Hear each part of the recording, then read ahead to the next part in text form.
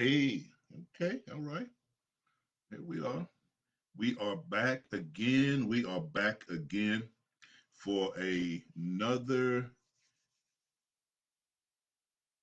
Facebook Live, another Eden Life Live. We are here waiting for some people to come on. Make some adjustments here. Let me see. Let me see. Okay. Wait on some people. We'll wait on some people to come in. Wait on some people to come in. All right. We get ready. Wait some people come on. Okay.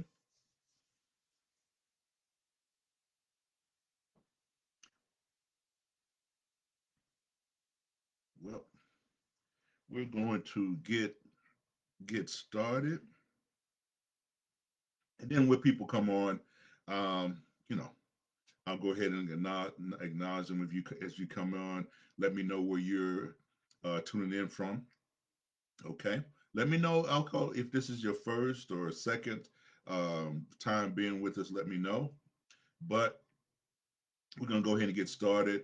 And so for those that you see the replay, then we're just going to go ahead and create sacred space. Okay, we're going to go ahead and create sacred space.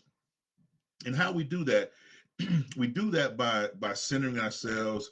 We do that by tuning into our breathing. Okay, we do that by opening up our third eye or decalcifying our third eye. So we're going to make sure that we're centered and as we create sacred space together. Okay, so I want you to make sure that you are in a comfortable position. Make sure that you are sitting erect, but not stiff, okay? But that you're relaxed. Relaxed. You can close your eyes, right? Close your eyes. And I want you to breathe in a deep breath, taking a deep breath through your nose and feel your diaphragm, okay? And we're going to breathe in on a 4 count. Ready? Take a deep breath in and hold it for 2 counts and then let it out slowly out of your mouth, 6 counts. Okay. Take another deep breath in the same way, right? Deep breath in, 4 counts. Hold it for 2 counts and then breathe it out, 6 counts. So, what we're doing is that we are inhaling, positivity. We're inhaling those things that serve us, those things that are constructive. Okay, and we're gonna exhale all those things, the bad things for the day, the stress. Also, we're gonna let that go. Okay, so take another deep breath in and do it the same way, and know, okay, that this is sacred space. Know that this is a safe container. Know that our time together is sacred ground. Okay, right? And I want you to take another deep breath in. And as you're doing that, I want you to imagine that your third eye is open and that you see light. Okay, you see light, you're connecting with source. Breathe it out. All right, great, great, good job, good job. So this is actually our 17th broadcast, our 17th time together. And just want to welcome you for those who've been here before and those that are new. Thank you, thank you, thank you for checking in. And so, over the past weeks, we've explored various aspects of spiritual growth and practical application, right? I believe that you can get all the words, you can get all the scripture, you can do all that, but if you can't, if you can't apply it to your life, if it's not practical, right? If those 3 points, right, are not practical, right, then basically, and I'm not gonna go there. You understand what I'm saying? You have to have something that you can apply immediately. Okay. So we've gone over that. We've talked about and we've explored various aspects of spiritual growth, practical application. And so today, what we're going to discover is how our three pillars, remember our three pillars, right? Are what? Meditation, metaphysics, and manifestation. Those are the three pillars that were down a divine download as I went into study. Okay, so we're gonna discover how our three pillars, right? Meditation, metaphysics, and manifestation, how they create a framework for recognizing and living um, your true divine self. Authentically. Authentic. Have you ever felt like that you were an imposter? You ever had or experienced imposter syndrome because you haven't shown up your authentic you? We a lot of times we code switch so much that we don't know who we are, or we don't behave, and act out of our true selves. So what we're gonna do, we're going to create a framework for recognizing and living your true divine nature. Your true divine nature. They have taken it away from you. And people get embarrassed, and some people believe that it's sacrilegious and it's an affront to God if you claim your divinity. You're divine. You hold divinity inside of you. In fact, look, if I share something of mine with you, you now possess that thing that was me or that is of me. So it's the same thing. We are spiritual beings, right? Having this physical experience on this plane. So we're going to discover, how you can live from your true divine self beyond limiting beliefs and conditioning. Limiting the beliefs through the conditioning, right? Through the indoctrination that has been, our systems, our school systems, and a lot of our religious systems, right, have indoctrinated us, right, into certain beliefs. And those beliefs are limiting. They're limiting beliefs. They're not empower, they don't empower you, they limit you, right? So perhaps the most fundamental question on the spiritual journey is, who am I? Who am I? And the answer, is in the question. What happens with the Bible? What happens with and I'm talking about beyond the Bible. I'm talking about every book that was written, right? Every book that was a divine download, even the ones that were not canonized. The answer, right, is given before the question arises. So even when we say, who am I? If you go back from the I forward, right, it is I am. It answers the question. You are I am. See, many of us have built our identity on external factors, our roles, our relationships, our achievements, and our appearance. Yet, these shifting foundations leave us vulnerable to identity crisis whenever circumstances change. So whenever it's a different circumstance, you built your identity around the circumstance. When that circumstance changes, now you have an identity crisis. Make sense? So Genesis 1:27 tells us, so God created mankind in his own image. In the image of God, he created them. See, this scripture reveals that your essence is divine. You are created as an expression and extension of God.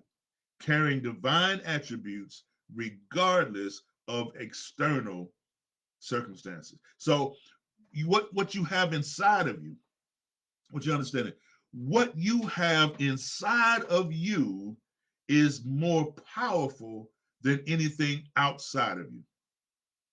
Let me repeat that. What you hold inside of you is more powerful than anything operating outside of you. Right? So, yet this profound truth often remains intellectual rather than experiential. So, we may believe it conceptually while still living from a much more limited sense of self. So, the gap between our divine nature, yes, hey, Cynthia, yes, because we are made in his image, right? In his image. And here's the thing, a key thing, I want you to take this, Cynthia, and whoever else. That image is right. The extension of image is imagination.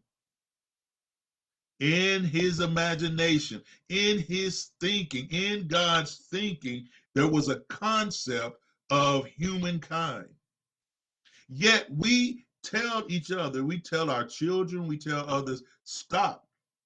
We want them to limit their imagination, stop daydreaming, right? But the daydreams are the most powerful dreams because those are the concepts, right, of creativity. We can remember those, we just jot them down.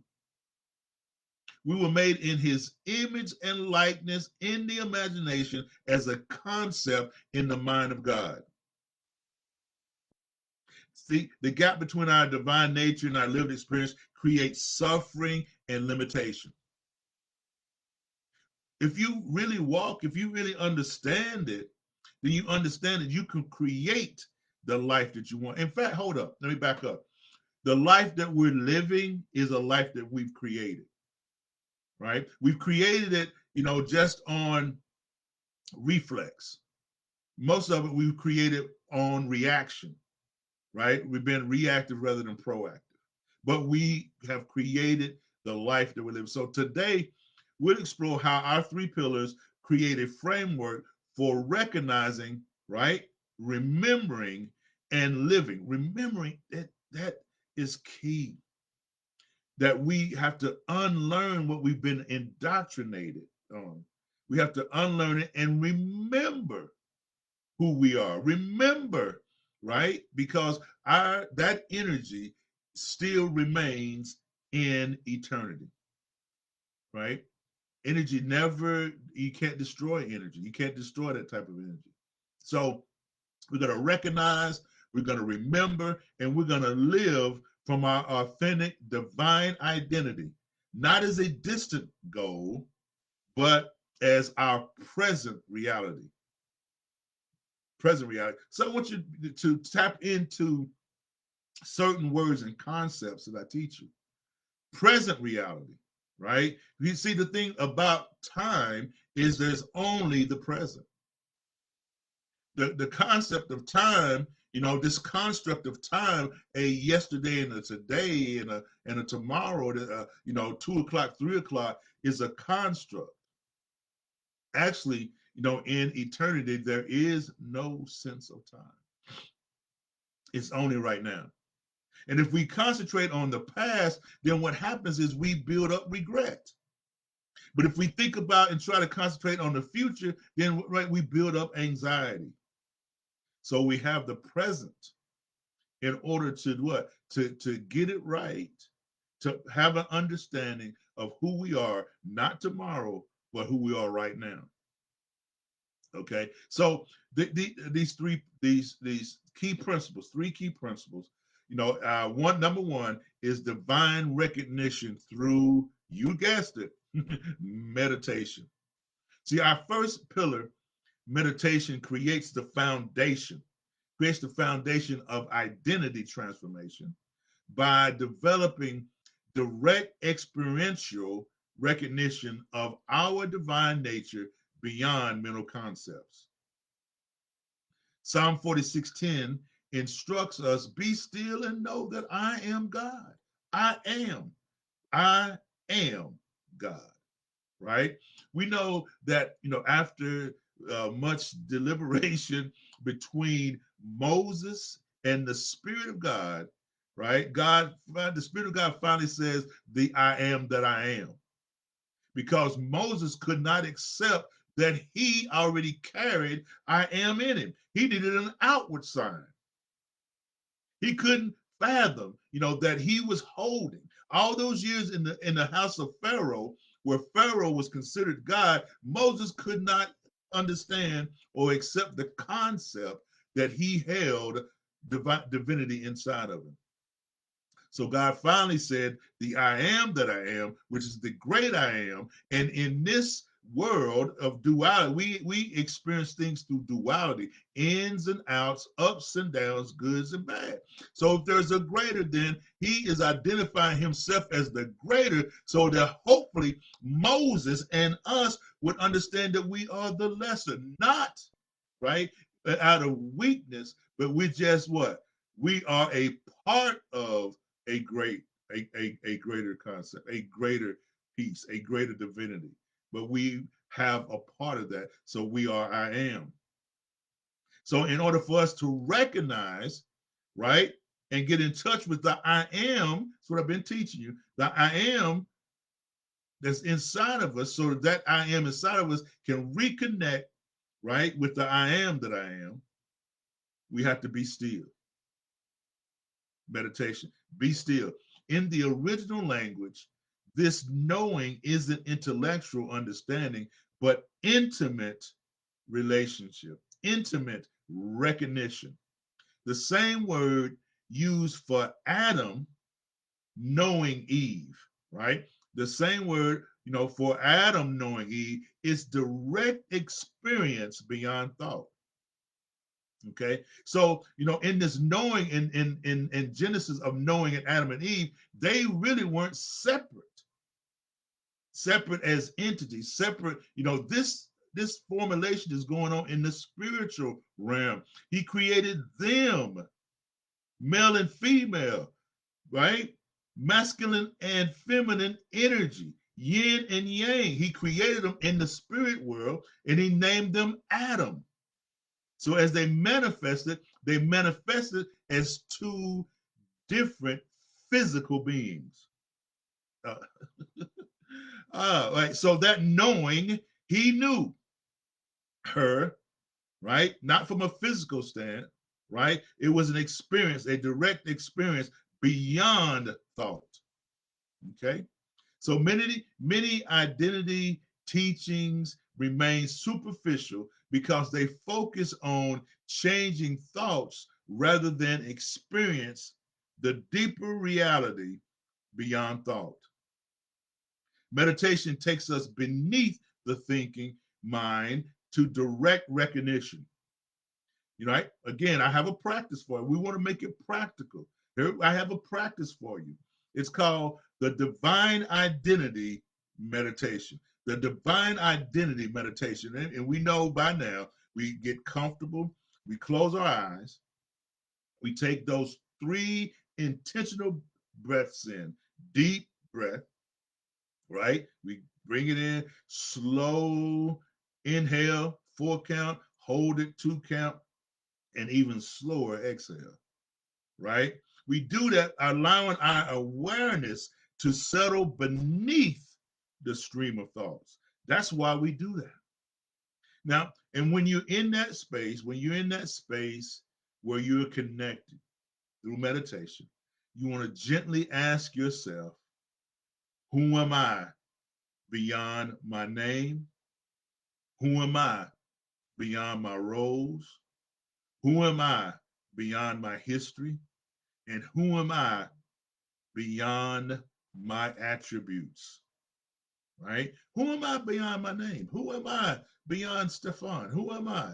Who are you, Cynthia, beyond Cynthia and others? Who am I beyond my name, the roles I play, role, dad, grandfather, preacher, this, that, our history. Oh, my history. Woo-hoo. right? What's the thing? I'm not what I, I should be, but Lord have mercy that I'm not what I used to be. And our attributes. Okay. So instead of answering with thoughts, notice the awareness that is asking the question. Right? It's a deeper, it's not intellect, it's not thought. It's a deeper awareness to that answer. And rest in this awareness, rest in this awareness, this witness of all thoughts and experiences. This is everything, all thought, all experiences that you are now, are connecting with. Notice that this awareness is unchanging. Right? This is why they took out meditation. Anything that was most things that were taken out was the things that connected you to your divinity. Mm. This awareness is unchanging, while thoughts and experiences constantly change, but this awareness never changes. Okay? And then you want to affirm silently. I am not my thoughts. I am not my emotions. I'm not my history. I am the unchanging awareness in which all experience arise. I'm not my thoughts. I'm not my emotions. I'm not my history. I am the unchanging awareness in which all experience arise. And complete by resting in this spacious awareness for several moments. Experience that. You're talking about the bosom of Abraham. You're talking about truly being in the presence of God. You're talking about truly experiencing peace that goes beyond all understanding. Completed by resting in this awareness. See, this practice helps us distinguish between our true nature, unchanging awareness, and the content of consciousness, changing thoughts, changing emotions, changing sensations, etc. Right? And with regular practice, we begin to identify with the divine witness rather than temporary content of experience. Right? That fleeting. But we begin to identify with the divine witness. We begin to identify with that. Wherever we go, we do, whatever happens, right? We identify. That's not how we identify. People call you this, call you that, whatever, even call you by your name, right? Would say your government name. That's not what you identify. You identify with this divine witness, right? Through that meditation. Number two is understanding the identity laws through metaphysics. The second pillar, metaphysical understanding, reveals the spiritual laws governing our identity. When we understand these principles, we can align with divine truth rather than limited self concepts.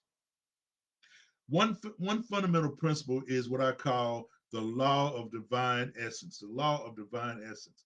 This is reflected in 2 Corinthians 5:17. Therefore, if anyone is in Christ, the new creation has come. The new creation has come. The old has gone. The new is here. Right? You're a new creature. Everything else has passed away. This law teaches us that our true identity isn't something we must create or achieve. It's already established in divine mind. Remember, right? What was the imagination? What was the image? What was the imagery? What was the concept in the mind of God? And this is where we are created. We were created in the mind of God, the divine mind.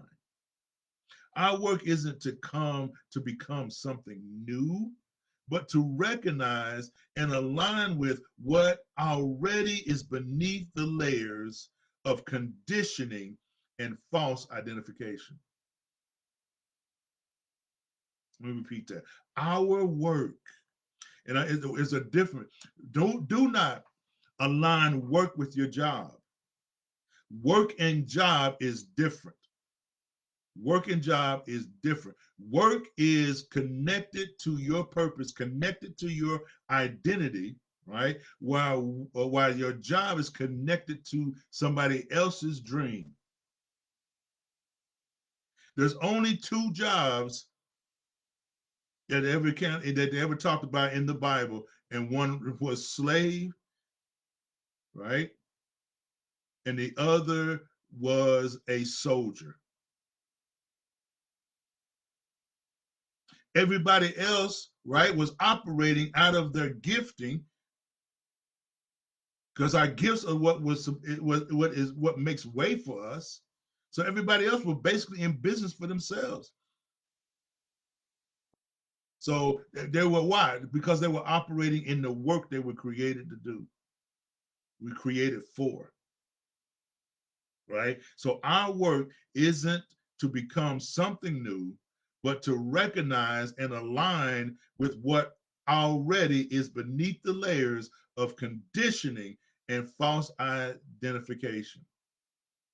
So signs you are aligning with this law include experiencing moments of identity beyond our personal story and our attributes. You are more. Recognizing the constructed nature of the separate self. That was constructed, right? The other was created out of the mind. And then finding peace that doesn't depend on external circumstances. No matter what's going on you are far greater, right? The, who you are on the inside, what you hold on the inside is far greater than anything on the outside. So when you begin to find peace, right, your peace doesn't depend on what happens on your external circumstances.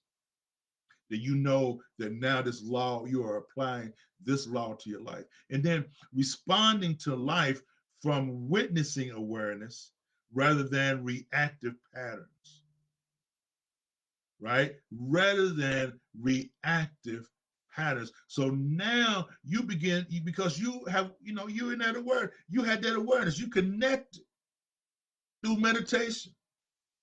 So you don't have to react to what's going on in the world. You can just rest in that awareness. Now you know that you are applying this law, right? Right? You are applying the law of divine essence. Another powerful principle is the law of expression, reflected in Romans 12:2. Do not conform to the pattern of this world, but be transformed by the renewing of your mind. This law reveals that while our divine essence is unchanging, its expression constantly evolves through the renewal of consciousness. Our work, remember our work, what we create do, our work is to allow our external life to increasingly reflect our internal reality.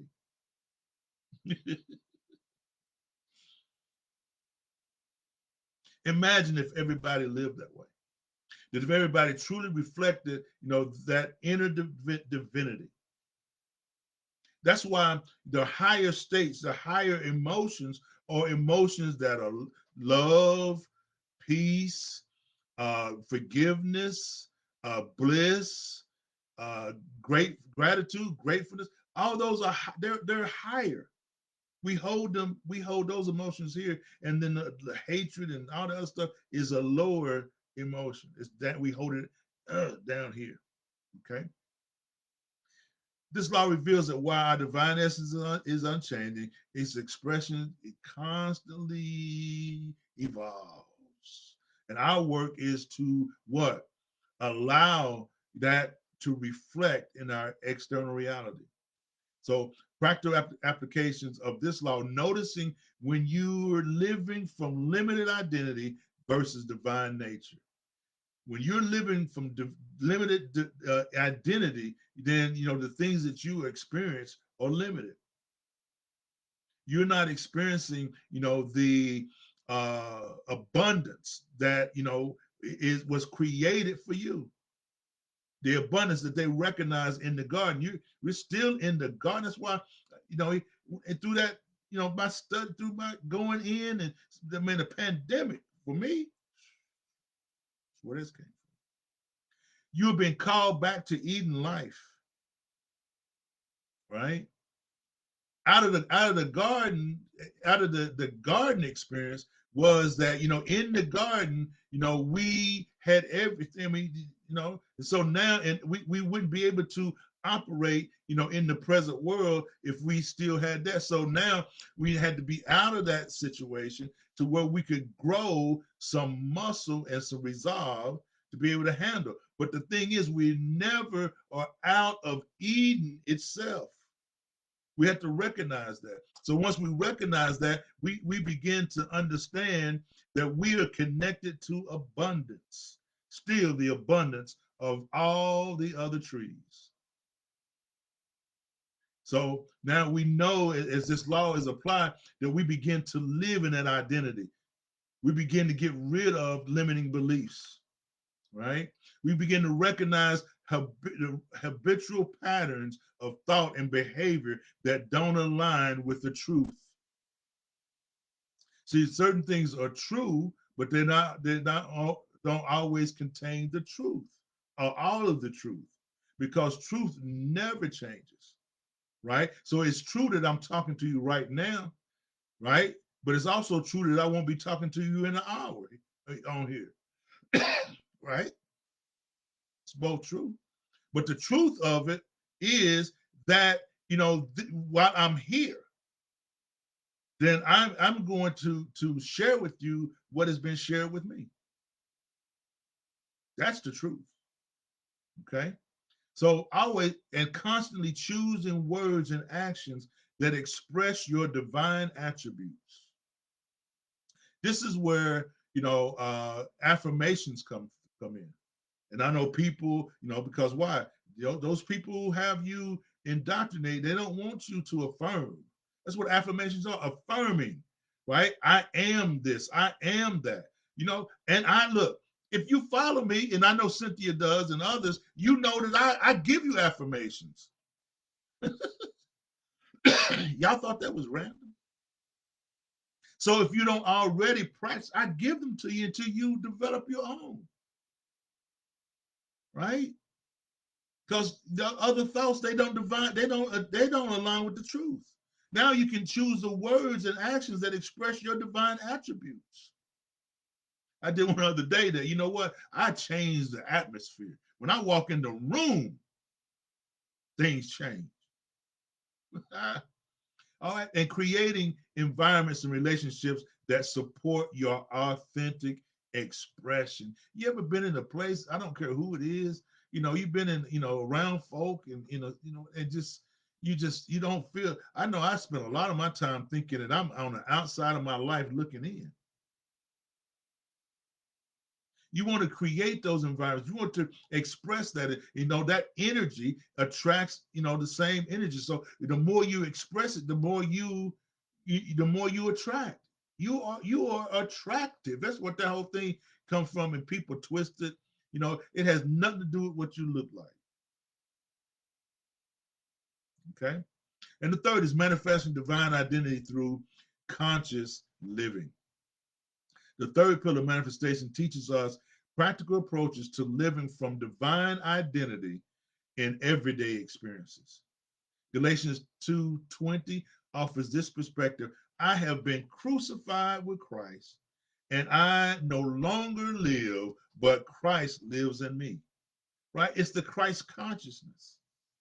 It's that Christ energy. Where Christ fully understood who he was in relationship. Always knew. Because you see, he says those I am statements. He does. He says he's affirming all the time. And that's how we should live. I'm gonna have a webinar coming up. Look for it. It's gonna be called Do Less. Do less. And it's basically because the world says you have to do, right? You have to be doing stuff. You ever go to someone, they say, well, what do you do? That's how the world thinks, right? That you do, and then those, whatever you're doing brings, the things that you have, and then that represents who you are. No, divine is to be, to do, and to have. So I'm doing do a webinar. It's gonna be free. So we, again, working it. So you want to, to crucify yourself. Manifesting from divine identity includes self-observation, watching our thoughts and behaviors without identification. I'm gonna operate out of who I am. Pattern interruption, constantly breaking habitual reactions based on false identity. That's your false identity that's lashing out like that. That's your false identity that's cursing like that. That's your false identity that's getting, losing your joy and your peace and whatever. That's your false identity. And divine expression, allowing authentic qualities, your authentic self, to flow in each situation. Right? You're far greater than anything outside of you. And identity maintenance, regular practices that reinforce divine recognition. I'm telling you, write it, write them down. Right? I mean, I don't just say stuff. I mean, that's where I am. I'll be writing down here. I don't know if you can see all that, but hey, I write it down. Who I am. I'll give you a trick. It says, no, you have to have belief. A belief is belief, right? The first two letters spell B, and the next three letters spell lie, right? Right? B, become the lie of what this world can't understand. If you say you're a millionaire, if you say you're this right here, if you say that to the world, the world thinks you're lying because they don't see it. But you are creating images in your mind of that's who you are, and yes, your belief system. You be the lie until it manifested. It manifested. Now that's the truth of your outward situation. Okay. Now, practical manifestation steps include beginning each day with the divine identity meditation, right? Creating pattern interruption reminders throughout the day. Oh, well, hold up, that ain't me. This is who I am, right? Practicing presence in challenging situations that reactive, rather than reactive identification. Remember, it's always the present moment, in the presence of divinity. Surrounding yourself with people and environments that recognize your true nature. That's a hard one because we think because we came through the same birth canal, or we grew up under the same roof, or we were in the same community, that's who we're supposed to hang around all the time. Not if they're not expressing their true selves, right? Not if they're not giving off that same energy. Okay. So what makes this approach powerful is that it works with identity as the foundation rather than trying to fix specific problems. When we shift at the level of being, remember being, right? Well, I'm going to do the thing and stop doing and start being, start becoming. When we shift at the level of being, doing naturally aligns without the struggle of willpower or discipline. Doing follows being. And once you do that, all these things will be added to you, and now you have those things. See, this doesn't mean identity shifts happen overnight. I don't think that. Most of us have spent decades building and reinforcing that separate self-concept. We've been indoctrinated for years. So it's going to take a little while, but be patient with yourself. Unraveling these patterns takes patience and persistence, right? Put it in fill your phone up with, what you're going to do and how you're going to do it, how you're going to connect. So boom, your phone will remind you, hey, I'm getting up. Oh, this is where I'm supposed to be. But each moment of true recognition creates ripples of transformation throughout our experience. Okay, so how can we begin to apply these principles to live from your divine identity? Here's a simple process: identity reflection. Take time this week to explore your current self concept. How do you define yourself when someone asks, "Who are you?" What aspects of identity feel most essential to who you are? Right? Where do you notice conditional worth based on external factors? In what situations do you feel most connected to your divine nature? Step two, identity practice. Establish daily practice to strengthen your divine recognition. I'm telling you, put it in your calendar, put it on there. Let be at this moment be ruled by your calendar. Right? If you're gonna forget it, put it in there, put it on your, in your phone so it'll beep, right? Again, 10 to 15 minutes of divine identity meditation, regular pattern interruption throughout the day. Oh, stop. If you got to talk to yourself, I was talking to myself. I'm like, hey, that's not what we do. Evening reflection on moments of true versus false identification, recognizing expression of divine qualities like love, wisdom, and creativity. These are your higher emotions.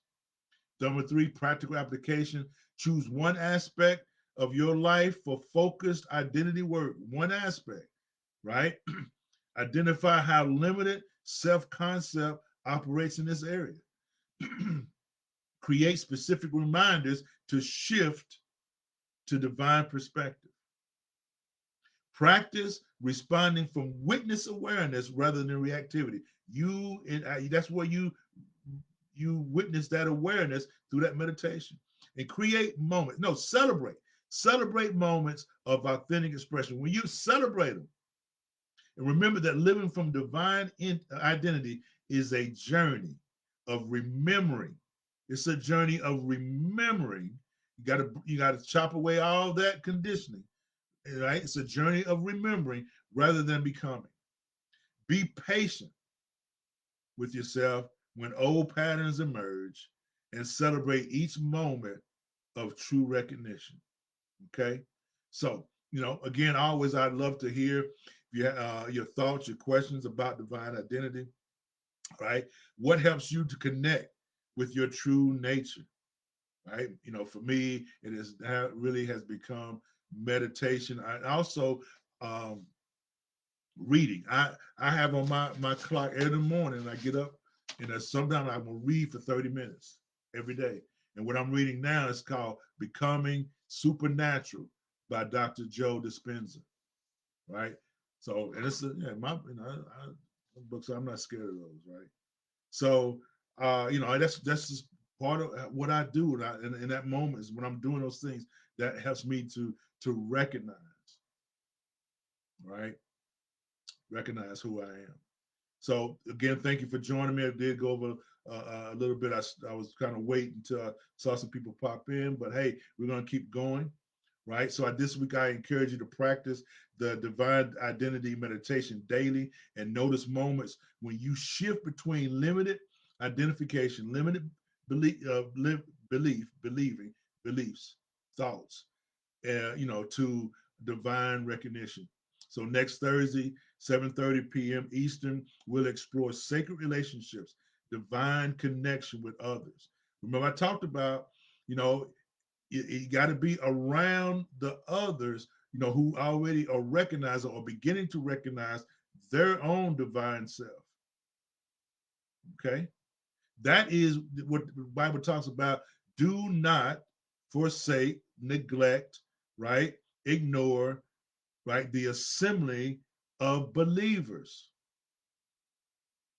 right? That's what that means. So as we're going to explore that, we'll discover how to bring spiritual consciousness to our closest connections. If you found value in tonight's session, please share the video with someone, right? Encourage them to pop in, encourage them to look at the replays, right? I'm starting to drop the replays, whenever I can catch them before they're deleted onto my YouTube channel, so they'll be there. YouTube is connecting the source, right? The podcast is connecting the source because that's what we do. So I'm gonna start having those there if try to get them before they're deleted, here on Facebook. So until next time, remember your true identity exists beyond any roles, achievements, and circumstances, right? As the divine awareness that witnesses it all. Remember, empower your purpose, embrace your journey, and witness the extraordinary unfold. And that extraordinary is the divine in you. Peace, light, and love, beloved. Peace, love, and light. Peace, love, and light.